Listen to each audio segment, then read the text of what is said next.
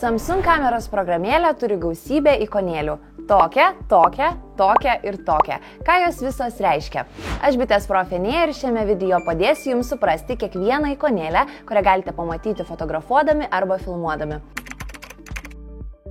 Manau, pirmąją ikonėlę visi žino. Tai blyksnė.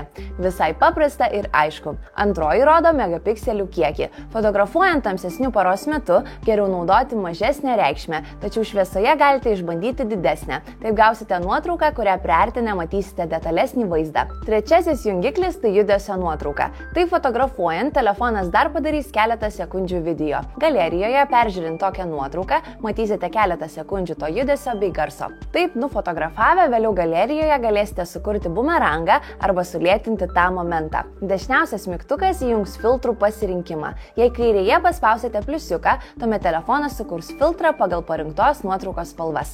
Daugiau ikonėlių slepiasi po šiais 4 mygtukais.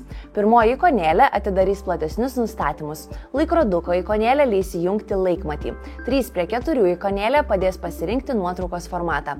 Turėkite omenyje, kad norint pilnai išnaudoti kameros pajėgumus, reikia rinktis 3:4. Visi kiti pasirinkimai priartina būtent šio formato nuotrauką. Štai čia turime ekspozicijos ikonėlę. Ją paspaudę galėsite pašviesinti arba patamsinti kadrą. Na, o paskutinis mygtukas atidaro veido gražinimo efektus. Įsijungus filmavimo režimą pamatysite kiek kitokias ikonėlės.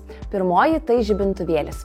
Įjungus antrąją turėsite stabilesnį vaizdo įrašą, tačiau rekomenduoju ją naudoti tik gero apšvietimo sąlygomis. Trečioji ikonėlė leidžia pasirinkti raišką ir kadrų per sekundę kiekį.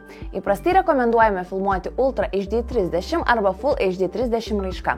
Ultra HD įrašai gražiai atrodys juos perkelus ir ant didelio televizoriaus ekrano.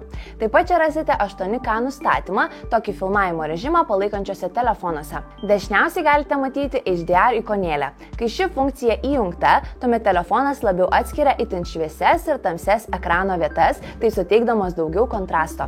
Rekomenduojame HDR laikyti įjungtą, jei tik telefonas šią funkciją palaiko. Jau matyti 4 mygtukai slepia daugiau ikonėlių.